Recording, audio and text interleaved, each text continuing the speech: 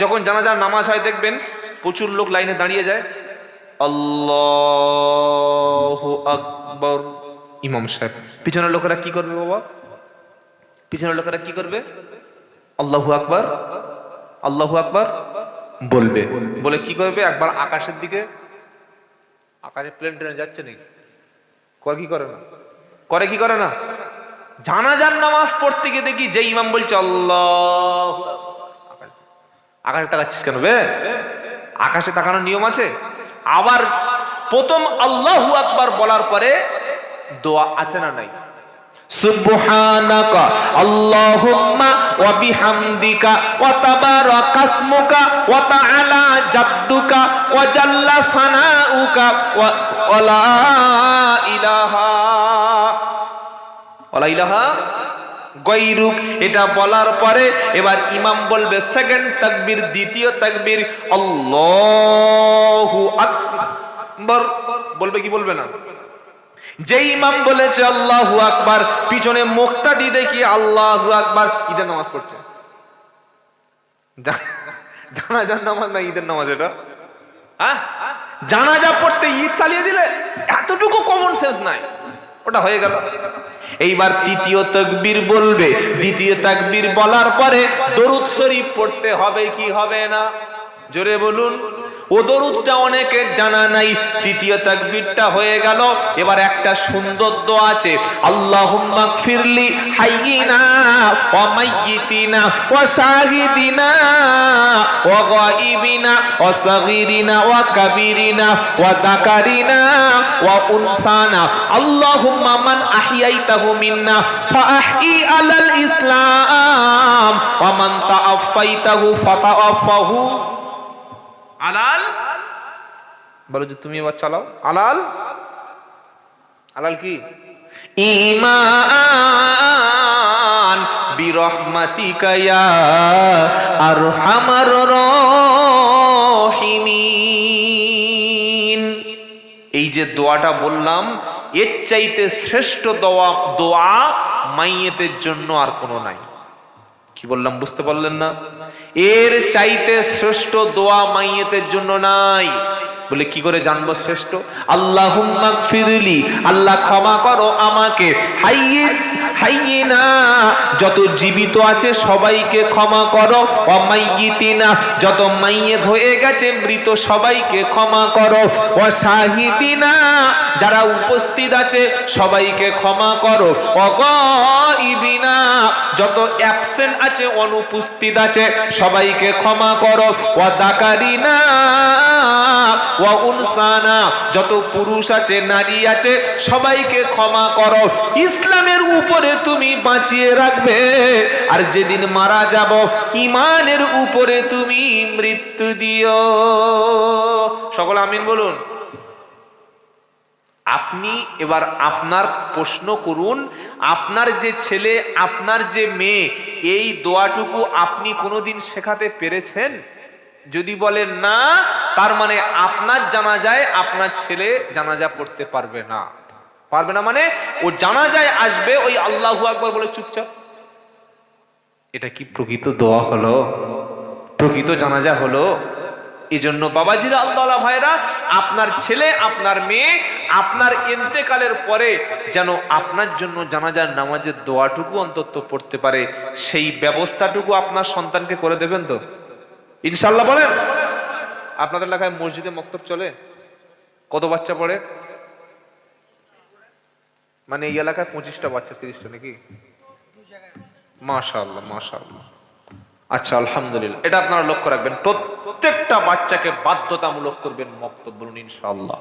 যদি করতে পারেন, এই জলসাটা এত লক্ষ টাকা খরচ করেছেন, এর রেজাল্ট কি? হয়তো কিছু কথা মনে থাকবে, কিছু কথা থাকবে না। কিন্তু আপনি যদি এলাকায় বছরে 10টা করে ছেলে কোরআন ওয়ালা তৈরি করতে পারেন, মানে বছরে 10টা করে নতুন ব্যক্তি কোরআন পড়ছে, আর 10টা করে ব্যক্তি কোরআন পড়া মানে ইসলামের বেসিক নলেজ, যেটা দিনের প্রাথমিক শিক্ষা যেটা সেটা অর্জন করতে পারছে। 10 জন ব্যক্তি যদি টাকা খরচ করে, দুটো হুজুর না হলে আরেকটা ওস্তাদকে মসজিদে ইনভাইট করুন, তাকে মসজিদে মক্তবে নিয়োগ করুন, তাকে পড়ার ব্যবস্থা করুন টাকা খরচ করে।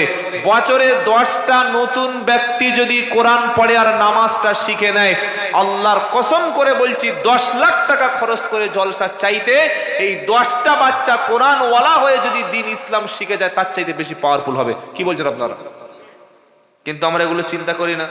আমরা চাই 20,000, 30,000, 15,000 টাকা বক্তা, আর আমাদের কাছে ফোন করলে 30, 40, 20 সব র্যাঙ্কের দাম তুলে দিয়ে বসে আছে, বুঝলেন? যাই হোক, ওসব বলার দরকার নেই। আমার নিজের টাকাটাই হয়তো দেবে কিনা ঠিক নেই। এই বাবা, আল্লাহ ভাইরা, এসব করবেন না। জলসা করুন, তবে আপনার শিক্ষার ব্যবস্থাটা যেন ভুলবেন না। ইসলামের প্রথম টার্গেট ছিল শেখো, পড়ো, ইকরা। কিন্তু আমরা শিক্ষা থেকে দূরে। কটা মুসলমান জানে? আমি আপনাদের প্রত্যেকের পার্সোনালিটি আছে, পার্সোনাল ম্যাটার আছে, পার্সোনাল রেসপেক্ট আছে, এজন্য আমি হাত তুলতে বললাম না। আল্লাহর কসম করে বলছি, অধিকাংশ মানুষের জানাজার নামাজের দোয়াগুলো জানা নাই।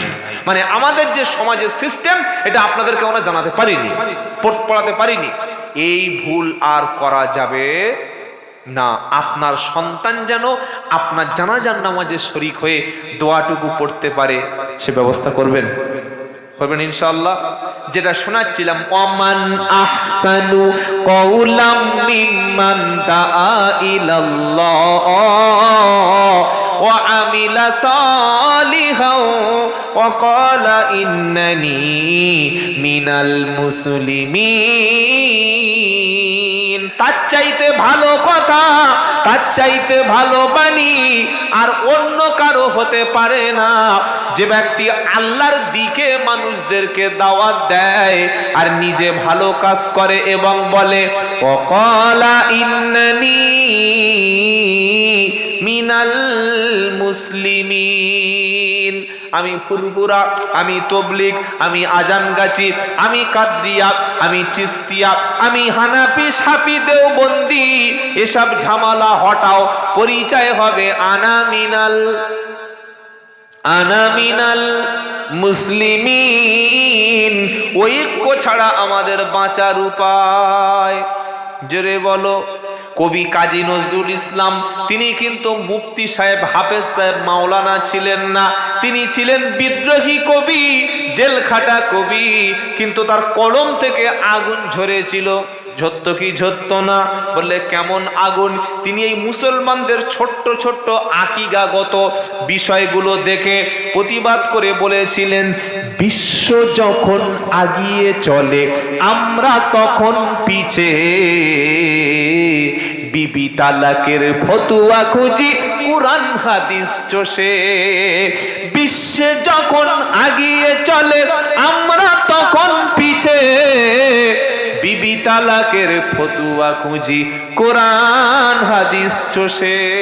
আমার নসিবে চা নাই, তাই না? চা সব শেষ হয়ে গেছে। পানি, গরম পানি, গরম পানি। আমি দেখছিলাম যে আপনারা কতটুকু আমার আপ্যায়ন। হ্যাঁ, এইবার দেবে।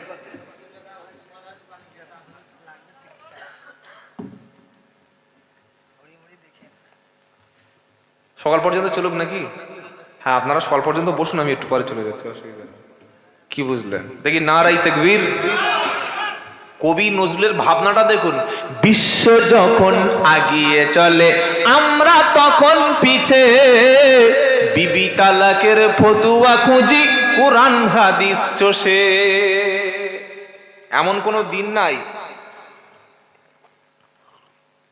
আলহামদুলিল্লাহ, এমন কোন দিন রাত নাই যে 3-4 মেয়ে ফোন করে না। 2 ছেলের মা, 3 ছেলের মা ফোন করে বলছে, ও হুজুর, বললে আমার স্বামীটা খুব মদ খায় জানো। ঠিক আছে, তা বললে মদ খেয়ে যদি মাতাল অবস্থায় যদি তালাক দেয়, তালাক হবে? কি বলবেন? কি বলবেন বলুন? বলুন, দেখো ভাবি বা দেখো চাচি, এই ফতোয়াটা ফোনে না জিজ্ঞাসা করে ওই মাতালটাকে নিয়ে কোনো মাদ্রাসায় যাও, গিয়ে মুফতি সাহেবের জিজ্ঞাসা করো, কারণ ফোনে ফতোয়া বলার সমস্যা আছে। কি বুঝলেন?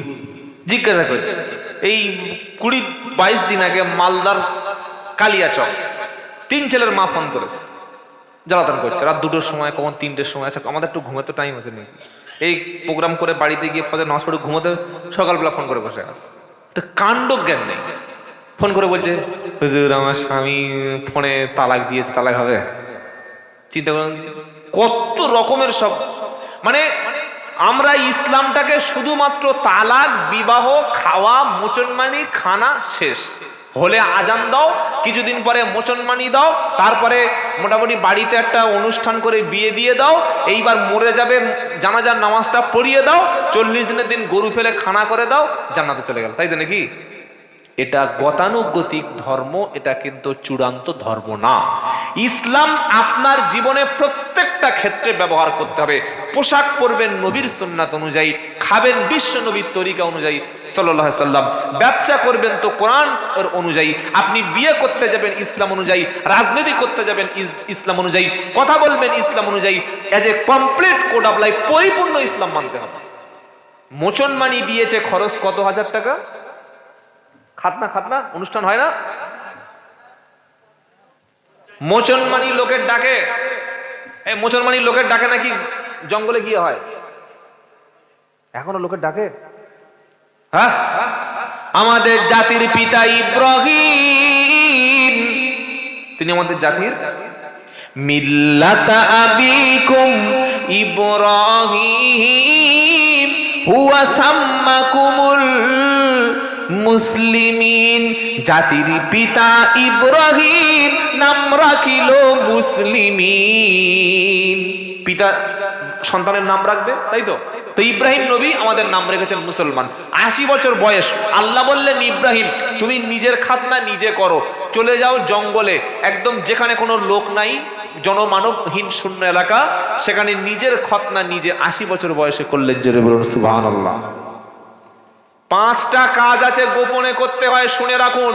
নাম্বার 1, গোপ ছোট করা, মোচ এই গোপ ছোট করা, বগলের পশম, নাভির পশম, তারপরে নখ চুল কাটা, তারপরে খাতনা মোচনমানি, এগুলো একেবারে সিক্রেট গোপনে করতে হয়, নিজের স্ত্রীকে পর্যন্ত বলতে নাই।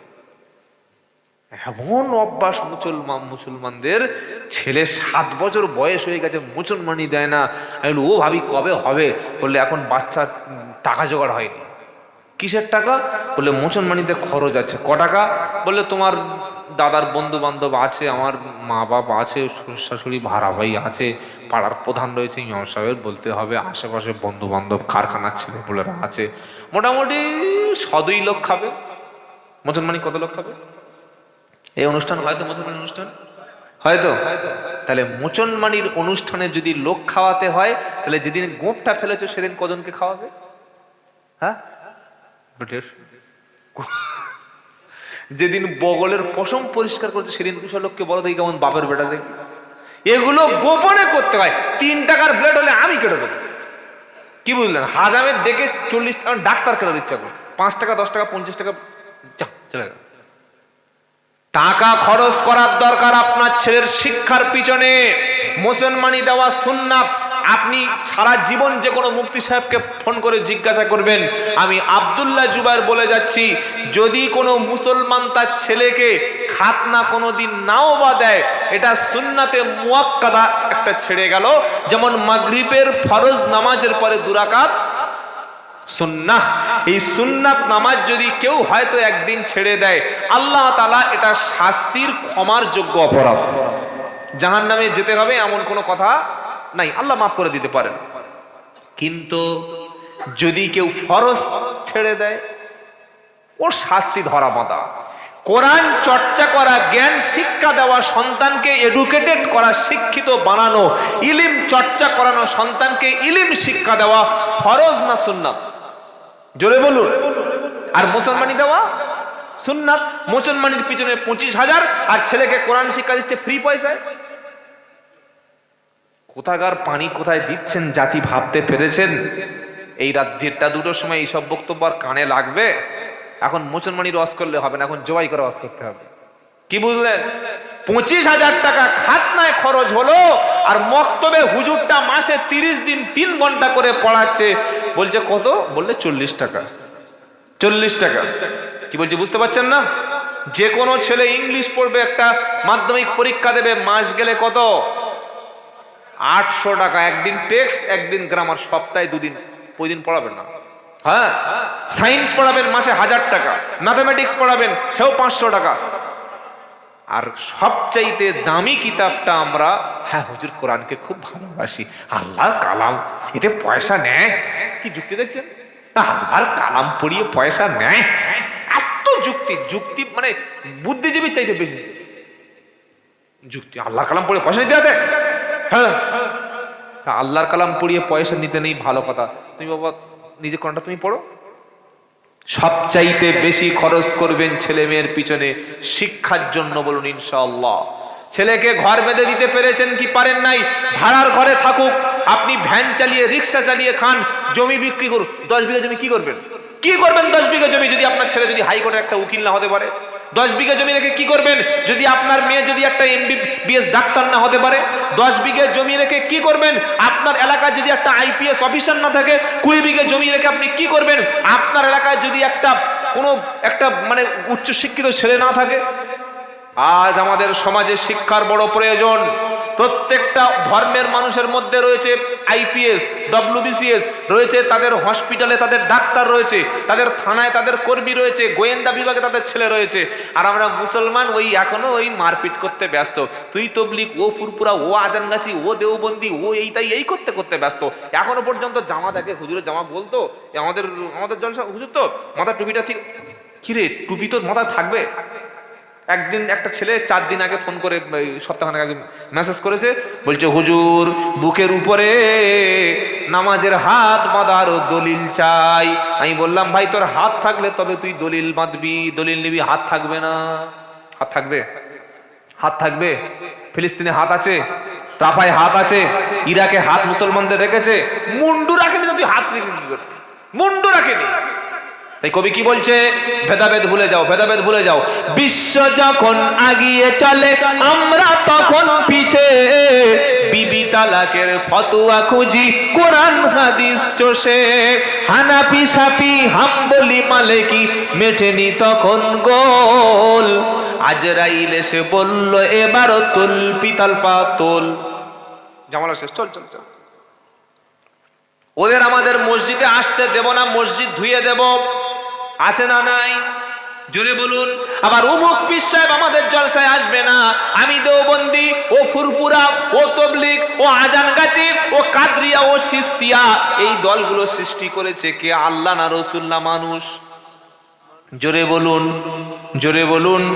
ইসলাম একটাই দল, ওই দলের নাম হলো মুসলমান।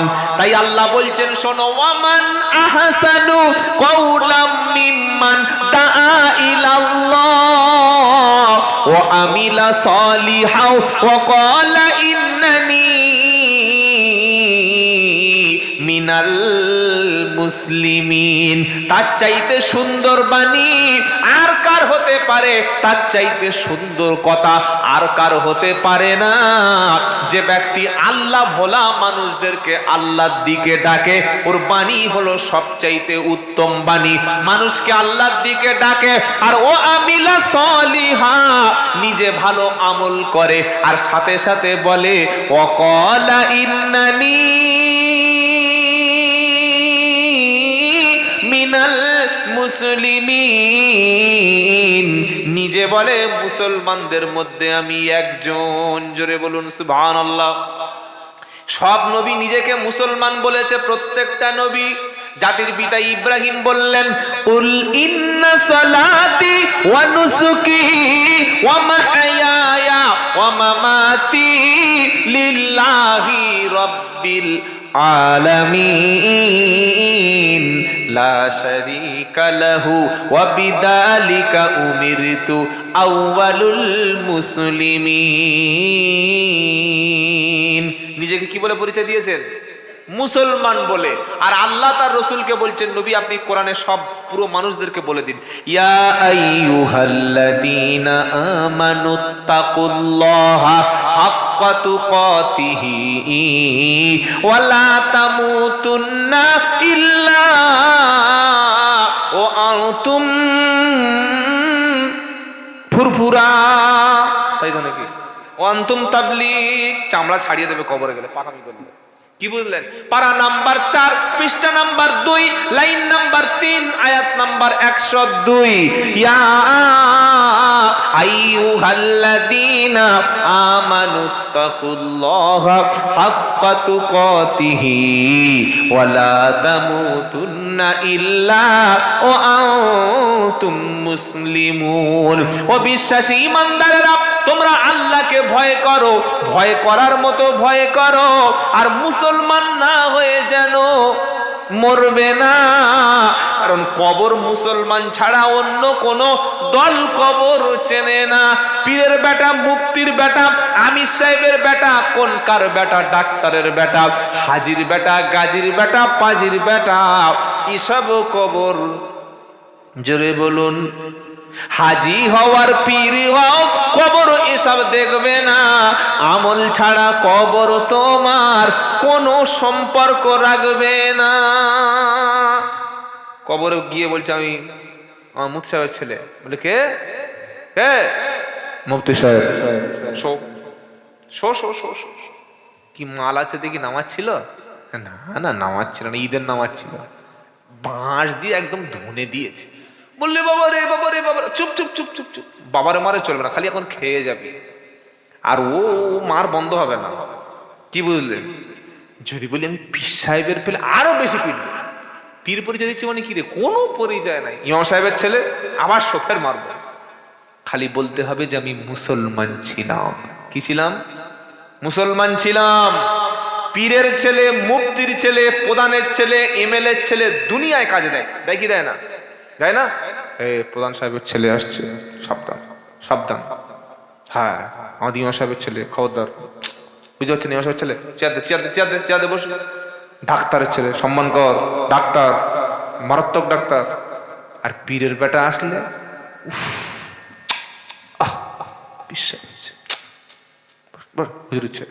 বেশি।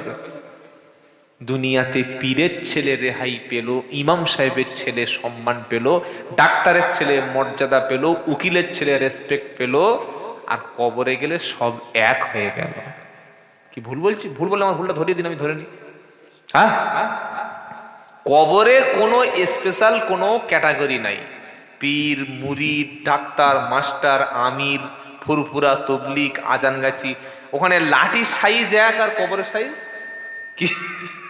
লাঠির সাইজ এক, সব এই সাইজের 3-4টে বাঁশ। আগে গেছে বাঁশ, পরে যাচ্ছে লাশ। আগে চলে গেছে কাঁচা বাঁশ, চলে গেছে। আগে চলে যাচ্ছে বাঁশ, পরে যাচ্ছে লাশ। খবর এজন্য বললো একটু সাবধান হয়ে যাস। যদি মুসলমান হয়ে যেতে পারিস, বলে হুজুর মুসলমান হবো কি করে? এই তো মুসলমানই দিয়েছি, এত বড় মিলাদ দিচ্ছি, জলসা দিচ্ছি, জুমার নামাজ পড়ি। মুসলমান কে বাবা? কে জানেন? যার কাজটা সম্পূর্ণ আল্লাহর বিধানের উপরে, রসুলের তরিকার উপরে চলে, সেই হলো মুসলমান। মনে থাকবে ইনশাআল্লাহ, মনে থাকবে ইনশাআল্লাহ। আপনাকে ফুরফুরার লোক হয়ে মরতে হবে না, তবলিগ জামাতের লোক হয়ে মরতে হবে না, দেওবন্দি হয়ে মরতে হবে না, বেরেলি আল হাদিস কিচ্ছু হয়ে মরতে হবে না। খালি মরবেন মুসলমান হয়ে, কবরে পাশ হয়ে যাবেন ইনশাআল্লাহ। বলেন ইনশাআল্লাহ। ভেদাভেদ ভুলে যান। এখনো পর্যন্ত বাংলার জমিনে চলছে, ওটা তবলিগের মসজিদ, ওটা ফুরফুরার মসজিদ। বলছে কি বলে না? বলে না? আমি বারাইপুরে দেখেছি, মসজিদের গায়ে লেখা রয়েছে হানাফি মসজিদ। আমি মুর্শিদাবাদ বেলডাঙ্গায় দেখেছি, ওখানে লেখা আছে আহলে হাদিস মসজিদ। তাহলে আল্লাহর মসজিদ কোনটা? কি গো, এই মুসলমানদের মধ্যে ভাগ তুমি কেন করলে? পীর সাহেব যারা, আমরা পীরদের সম্মান করি, হক্কানি ওলামা, কিন্তু সেখানে একটা ছেলে যদি কোরআন শেখে বা একটা ছেলে যদি কোরআন পড়ায়, এই মসজিদে চলবে না, চলবে না। কেন? এটা কি মন্দির? এটা কি গির্জা? এটা কি গুরুদুয়ারা? এটা কি চার্চ? আল্লাহর ঘরে কোরআন শিখবে না তো কোরআন কোথায় শিখবে? আপনি জবাবটা দিন। কি বলছে কি বলে না? আল্লাহর ঘরে কোরআন শিখতে বাধা দিচ্ছে, বলছে না এখানে কোরআন শেখা চলবে না। কি শিখবে? গান শিখবে? মসজিদে লিখে দাও যেটা আমাদের বাপের ঘর। আল্লাহর ঘরে আল্লাহর বান্দা কোরআন পড়বে, জিকির করবে, মানা করা যে সবচাইতে বড় জালিম, এটা লিখে রেখে দেন। ওয়ামান আযলামু মিম্মান মানাআ মাসাজিদাল্লাহি আই ইযকারা ফি হাসমুহু ওয়া সাআ ফি খরাবিহা। সূরা বাকারার প্রথম পারায় 120 নম্বর আয়াত আল্লাহ বললেন তার চাইতে বড় জালেম আর কে হতে পারে, যে ব্যক্তি আল্লাহর ঘরে আল্লাহর বান্দাদের জিকির করতে মানা করে, আল্লাহর বান্দাকে আল্লাহ স্মরণ করতে মানা করে। মসজিদ ফুরফুরার না, মসজিদ তবলিগ জামাতের না, মসজিদ বেরেলিদের না, আল মসজিদ বাইতুল্লাহ, মসজিদ হলো আল্লাহর। মনে থাকবে ইনশাআল্লাহ। কোনদিন তাবলিগ, ফুরফুরা, আজানগাছি, কাদরিয়া এসব ভেদাভেদ ভুলে গিয়ে সবাই মিলাও হাতে হাত, মোরা নবীজির উম্মত, সবাই মিলাও হাতে হাত, মোরা নবীজির উম্মত, সবাই মিলাও হাতে হাত, মোরা নবীজির উম্মত। আল্লাহ বলেছেন ইন্নামাল মুমিনুনা ইখওয়া, পৃথিবীর সমস্ত মুমিন হলো ভাই ভাই।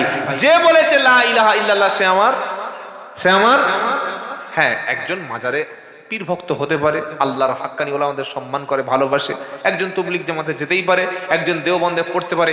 তা বলে আমি ভেদাভেদ করে হিংসা করে সালাম বন্ধ করে দেবো? কি দেয় না? হ্যাঁ, আর এই হিংসাগুলো সবচাইতে বেশি ছড়ানো হয় এই জলসার মজলিস থেকে। কি বলছেন আপনারা? কি বলছি বুঝতে পারছেন না? সাধারণ জনগণের মধ্যে কোনো ভেদাভেদ নাই। আমি সব সময় ঐক্যের পক্ষে কথা বলি। এজন্য পশ্চিমবাংলার হাজার হাজার বিভিন্ন শ্রেণীর ওলামা আমাকে দেখা হলে আমার জন্য খুব দোয়া করে এবং আমাকে অনেকেই ভালোবাসে, সব শ্রেণীর মানুষ ভালোবাসে যে আপনি মানুষকে ঐক্যের কথা বলেন। আমি তাবলীগ দেখি না, আমি ফুরফুরা দেখি না, আমি জামাত ইসলাম দেখি না, আমি আহলে হাদিস বেরেলি দেখি না, আমি দেখি যে সে আমার কলেমা পড়া মুসলমান কিনা। আমি যদি আমার ভাইকে ভাই বলে মঞ্চে জায়গা না দিতে পারবো, এমন অনেক হিংসুটে বক্তা আছে, এমন বক্তা আছে কমিটি দাওয়াত করতে ফোন করছে, বলে হুজুর আপনার দাওয়াত। কে কে আছে? বলে ওই হুজুর। দেখুন ভাই, আমি সবার সঙ্গে বক্তব্য করি, তবে ওই হুজুরকে জিজ্ঞাসা করুন, উনি আমার সঙ্গে মাঝে মাঝে বক্তব্য করে না। বলে কেন? সেটা তার ফল্ট। সে নিশ্চয়ই তার কোনো অযোগ্যতা আছে, তার এবিলিটি নাই, তার শিক্ষা হয়তো কম আছে, সে হয়তো ভয়তে আসে না, তাই তাকে মানা জিজ্ঞাসা করুন। উনি যদি আসতে চায় আমার কোনো সমস্যা নেই। কি বলছেন বুঝতে পারছেন না? আলেমরা যদি ঐক্য হয়ে যায়, ওলামারা যদি ঐক্য হয়, মুসলমানদের মধ্যে ঐক্য হয়ে যাবে। আমরা সাধারণ মানুষ, আমি আপনাদের বলে দিয়ে যাচ্ছি, এইসব জলসার মজলিসগুলিতে কোনোদিন বিভেদকামী বক্তব্য করতে দেবেন না। আর সেই বক্তাকে দাওয়াত করবেন না আপনাদের টাকা দিয়ে খরচ করে, যে সমাজের মধ্যে বিভ্রান্তি ছড়িয়ে যাবে, জাতির মধ্যে ভাগাভাগি করে যাবে। আমরা শিক্ষা নিয়ে কথা বলবো, আমরা সচেতন নিয়ে কথা বলবো, আমরা ঐক্য নিয়ে কথা বলবো, আমরা ইউনিটি নিয়ে কথা বলবো। সেখানে পাড়ার মধ্যে ভাগ করে দিয়ে যাচ্ছি, ও জান্নাতি, ও জাহান্নামী। জান্নাতি ফায়সালা কেউ বলতে পারবে? কেউ বলতে পারবে? কে জান্নাতে? হয়তো এমন হতে পারে আমাদের মধ্যে, হয়তো আমি নিজেকে বলছি বিশাল আল্লাহওয়ালা বক্তা বলছি, আপনার বলছেন, কিন্তু আল্লাহর কাছে আমি একটা কুকুর ছাগলের চাইতে কম দাম হতে পারি কি পারি না? আবার আপনারা যারা নিচে হয়তো বসে আছেন, হয়তো লোকটার মুখে দাঁড়িয়ে নাই, কিন্তু তার কোনো আমল হয়তো একটা ভালো লেগে গেল আল্লাহর কাছে, সে আল্লাহর কাছে আল্লাহর ওলির মর্যাদা পাবে কি পাবে না? কি গো? নবী সাল্লাল্লাহু আলাইহি ওয়াসাল্লাম বলেন, একজন মহিলা ছিল চরিত্র খারাপ, কুয়োর পাশ দিয়ে চলে যাচ্ছিল। একটা কুকুর প্রচন্ড তৃষ্ণার্ত হয়ে কুকুরের জিহবা বার হয়ে গেছে। মহিলা চামড়ার মোজা দিয়ে কুয়ো থেকে পানি তুলে কুকুরকে পান করালো। ওই ওসিলায় আল্লাহ তাআলা মহিলার গুনাহকে ক্ষমা করে দিল। আল্লাহ পারেন কি পারে না? তাহলে সেখানে ডিগ্রি দেখিয়ে, বংশ দেখিয়ে কি লাভ? আর একটা মহিলা ছিল, নামাজ কালাম পড়তো ভালো, নফল ছাড়তো না, কিন্তু মহিলা যখন কথা বলতো কষ্ট দিত তার শাশুড়িকে, তার জাকে, তার স্বামীকে, তার ভাইদের, তার প্রতিবেশীদেরকে জবান দ্বারা কষ্ট দিত। এজন্য আল্লাহ তাআলা মহিলাকে জাহান্নামের মধ্যে শাস্তি দিচ্ছেন। আহা, আমরা আমাদের জবানকে হেফাজত করবো, বলুন ইনশাআল্লাহ, বলুন ইনশাআল্লাহ। তাহলে আজ থেকে কি পরিচয় দেব? আমরা সকলে মুসলমান, মনে থাকবে ইনশাআল্লাহ। ভেদাভেদ করবেন। হ্যাঁ, দল থাকতে পারে, মত থাকবে, এটা ছিল এবং থাকবে। এবার আল্লাহর নবী যে হাদিসটা বলেছেন, এই হাদিসটা বলে কিছু ভণ্ড বক্তা বা নিজেদের দলের লোক টানে। কোনটা জানেন? নবী বলেছেন আমার বনি ইসরায়েলদের মধ্যে দল 73টা, আর সবাই আমার উম্মতের মধ্যে 73টা দল হবে, সব জাহান্নামে, একটা জান্নাতে যাবে। শুনে নেই? ঠিক ধরে বলে। কি বুঝলেন? কুল্লুহুম ফিন্নার ইল্লা মিল্লাতা ওয়াহিদা। আল্লাহর নবী বললেন সমস্ত দল জাহান্নামে, একটাই জান্নাতি। সাহাবারা বললেন মান হিয়া ইয়া রাসূলুল্লাহ, কোন দলটা জান্নাতে যাবে? কে? নামটা বলুন, নামটা শোনার দরকার আছে কি নাই? নবী বলেছিলেন ফুরফুরা জান্নাতি, তাবলীগ জান্নাতি, আহলে হাদিস জান্নাতি, এরকম মেনশন করেছেন, নাম বলেছেন। একটাই কথা কি বলেছেন? মা আনা আলাইহি ওয়া আসহাবি, আমি নবী জান্নাত, আমি নবী এবং আমার সাহাবারা যে পথে যে মতের উপরে আছে ওটাই হলো জান্নাতি। কোন পীর সাহেব, কোন মুফতি সাহেব, কোন জামাতের আমির সাহেব, কোন হুজুর সাহেব আপনার আইডিয়াল নয়, তারা আপনার জন্য আদর্শ না। আপনার আদর্শ মুহাম্মদ সাল্লাল্লাহু আলাইহি ওয়াসাল্লাম। মনে থাকবে? মনে থাকবে? কোন মত পথে চলবেন? কোরআন সুন্নাহ অনুযায়ী চলবেন, আহলে সুন্নাতুল জামাত অনুযায়ী চলবেন, বিশ্বনবী মুহাম্মদ সাল্লাল্লাহু আলাইহি ওয়াসাল্লাম এবং সাহাবাদের তরিকা চলবেন, জান্নাতে চলবেন। সুবহানাল্লাহ। নিজের নামে তরিকা বানিয়ে নিয়েছে, তরিকা বানিয়ে বলছে এই তরিকার লোক সব জানে। আরে তোমার তরিকার গ্যারান্টি কি আছে? হ্যাঁ, আমি পীর সাহেবের কথা, আমির সাহেবের কথা, মুফতি সাহেবের কথা, অমুক হুজুরের সাহেবের কথা শুনবো, যখন এই হুজুরের কথাটা কোরআন সুন্নাহর সঙ্গে মিলে যাবে। চোখ বুজিয়ে হুজুর যা বলেছে আমি তাই করবো, এটা তো ইসলাম না। চোখ বন্ধ করে শুধুমাত্র মুহাম্মদ সাল্লাল্লাহু এবং সাহাবায়ে কেরামদের অন্ধ অনুসরণ মুহাম্মদ সাল্লাল্লাহকে করা যায় চোখ বন্ধ করে, এবং সাহাবায়ে কেরাম যারা খোলাফায়ে রাশিদিন, তাছাড়া পৃথিবীতে যত বড় পীর সাহেব, যত বড় মুফতি সাহেব, যত বড় আমির সাহেব, যত বড় হুজুর আসুক না কেন, চোখ বন্ধ করে তার কথাকে যাচাই বাছাই না করে মেনে নেওয়া যাবে না। আমরা যারা ইমাম আজম আবু হানিফা রাহমাতুল্লাহকে মানি, অনেক লোক বলে এরা তাকলিদ করে, বলে না? বলে কি বলে না? হ্যাঁ, গোনা তাকলিদ করে না। ইমাম আজম আবু হানিফার প্রত্যেকটি কওল, প্রত্যেকটি মাসআলা কোরআন এবং সুন্নাহর ভিত্তিতে পেয়ে তবে আমরা মানি। কি বলছি বুঝতে পারছেন না? আমরা ইমাম আজম আবু হানিফা অন্ধ তাকলিদ করি না। তার কোরআন সুন্নাহ অনুযায়ী তিনি যে ফয়সালা করে গিয়েছেন, তার ছাত্র শায়খাইনরা যারা যে ফয়সালাগুলো করেছেন, প্রত্যেকটা কোরআন সুন্নাহর মতপাতের উপরে আছে বলে আমরা মেনে নিই এবং মানব, বলি ইনশাআল্লাহ। তাকে মানি মানে ইমাম আজম আবু হানিফা মানা না, বরং কোরআন সুন্নাহকে মেনে নেওয়া। কি বলছি বুঝতে পারছেন না? আল্লাহ আমাদের চলার তৌফিক দান করুন, সকলে বলুন আমিন। তাহলে কবরে যাওয়ার পরে আমাদের পরিচয় কি হতে হবে? মুসলমান। চল মুসা নবীর কাছে ফিরে যাই। কটা বাজে?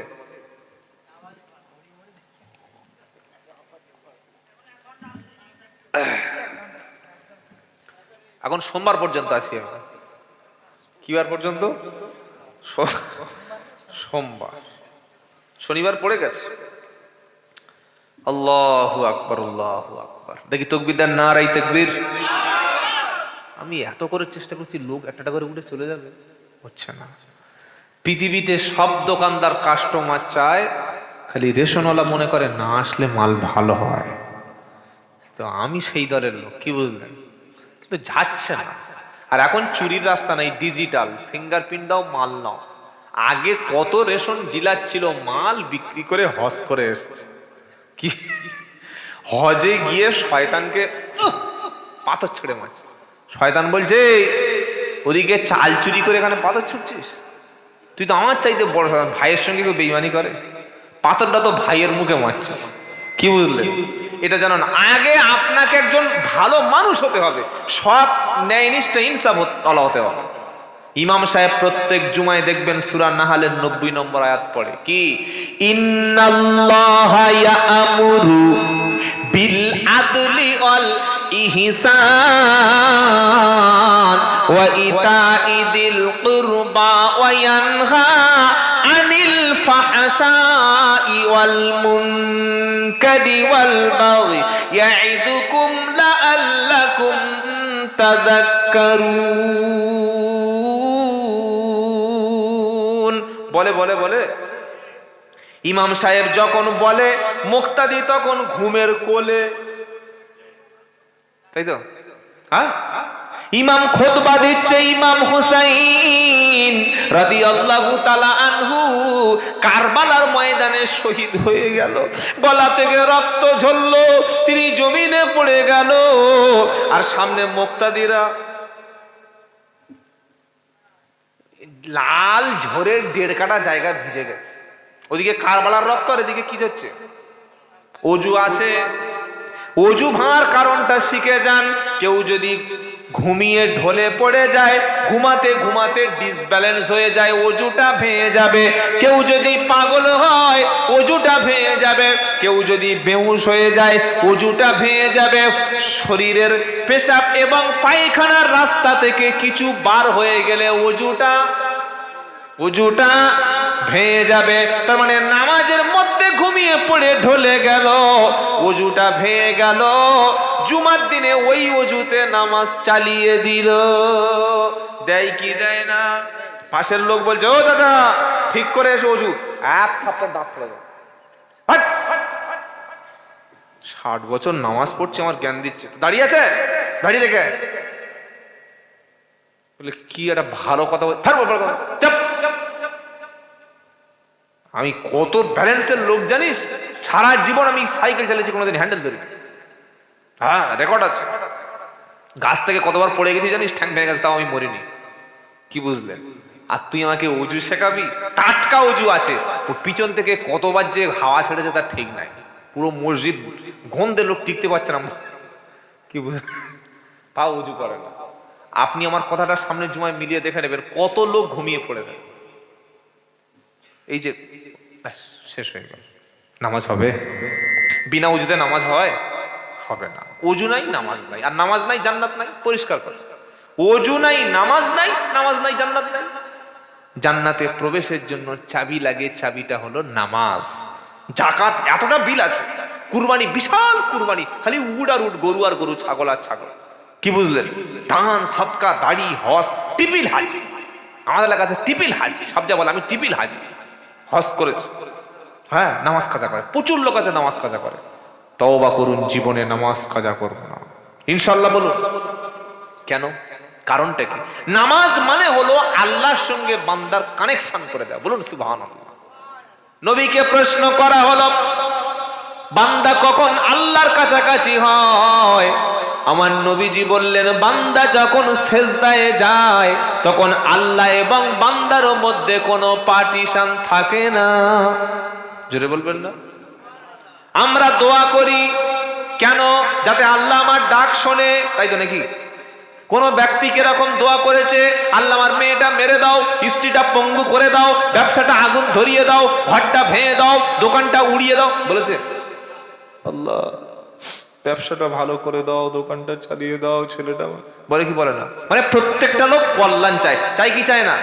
আর আমরা এটাও চাই যে দোয়া করার পরে আমার দোয়াটা কবুল হোক, চাই কি চাই না? হ্যাঁ। তো দোয়া সবচাইতে কবুল কখন হয় এটা জানা আছে? না জেনে আন্দাজে বিকেল 4টার সময় দোয়া করতে শুরু করেছে। দোয়া কবুলের শ্রেষ্ঠ টাইম হলো এই যে টাইমটা চলছে এখন, এই বর্তমান যে টাইমটা, একদম লাস্ট শেষ রাতের অংশে, তাহাজ্জুদের সময়, শেষ রাতে। বলে হুজুর কি বলছেন আপনি? এরকম কথা কে বলেছে? কোরআন। তাতাজাফা জুনুবুহুম আনিল মাদাজি'i ইয়াদউনা রাব্বাহুম খাউফাও ওয়া তামা ওয়া মিম্মা রাযাকনাহুম ইনফিকুন। 21 পারা সূরা সাজদার একদম 17 নম্বর আয়াতে আল্লাহ বলছেন, তাতাজাফা জুনুবুহুম আনিল মাদাজি'i ইয়াদউনা রাব্বাহুম খাউফাও ওয়া তামা ওয়া মিম্মা রাযাকনাহুম ইনফিকুন। রাত যখন গভীর হবে, বিছানা তখন ঘুরিয়ে নেবে। হে সোনারা লালেরা, কোন ছেলে যদি কোনো মেয়ের প্রকৃত ভালোবাসে, রাত্রেবেলা বিছানায় পিঠ দেয়, দেয়, খালি বলছে জান তুমি আমার কবে হবে বলো, তোমার ছাড়া বাঁচবো না, তোমার ছাড়া এই ঠান্ডায় ঘুম আসে না। মেয়েটা বলছে জান আমি তোমাকে জানের চাইতে বেশি ভালোবাসি। তো বলছে ভালো যদি বেশে থাকো হাঁসখালির ব্রিজের মাথায় 7টার সময় চলে এসো। কটার সময়? রাত 7টা।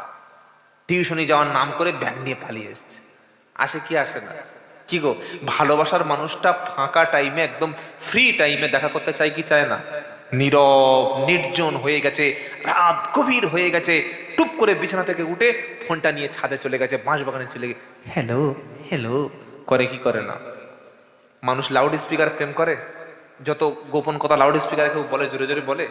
আস্তে আস্তে একদম ঠান্ডা মাথায় ঠুকঠুক করে বলছে, কেউ যেন না বুঝতে পারে।